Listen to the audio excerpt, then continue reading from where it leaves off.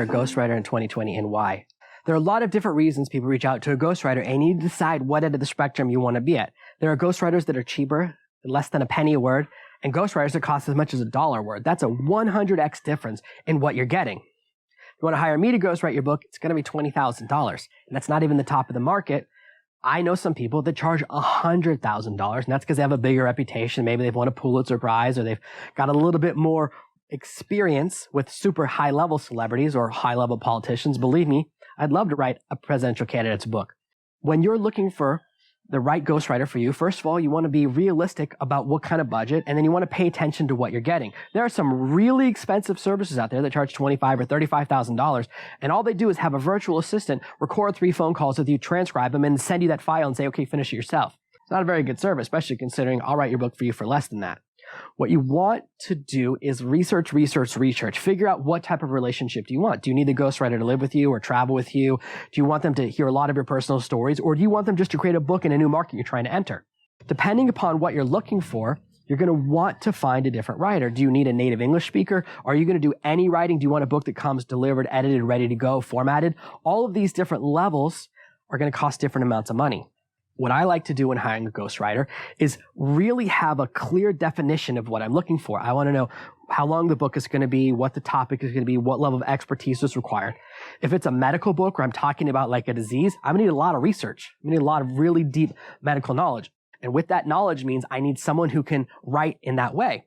Sometimes you get a writer who's from the medical field and it's too technical and the book is boring. So we need to pay attention. What I like to do is look at people's samples. Now, when someone is hiring me as a ghostwriter, I want to be the only one they're talking to, so it's a yes-no decision.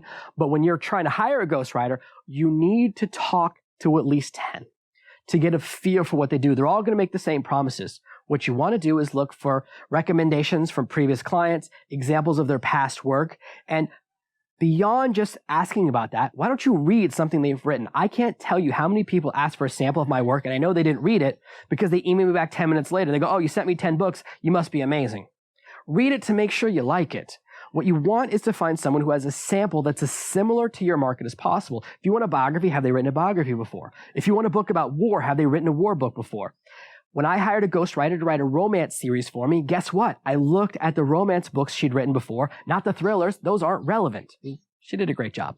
Whatever you're looking for, you want to find the writer who has the right pricing, has the right services, and their example is as close to what you're looking for as possible so that they're not jumping too far out of a genre.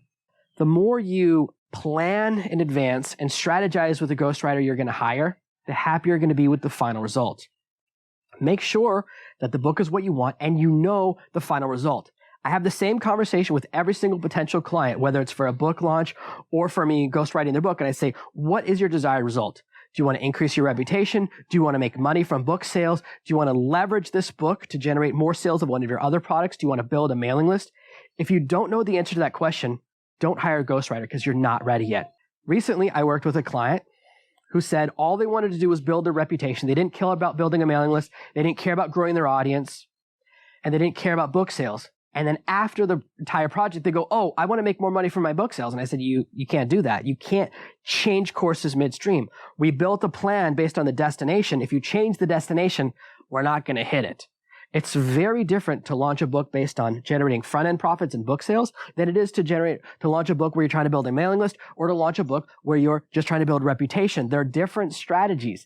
And the more experienced the ghostwriter that you work with is, the more they're going to understand how that affects the quality of the book. So make sure you know what you want and make sure you know the result you want. And then you can end up hiring the right ghostwriter to launch your book and help you to accelerate your business. Have you hired a ghostwriter in the past? Maybe you've had a bad experience. Let me know in the comments below whether your experience was good or bad.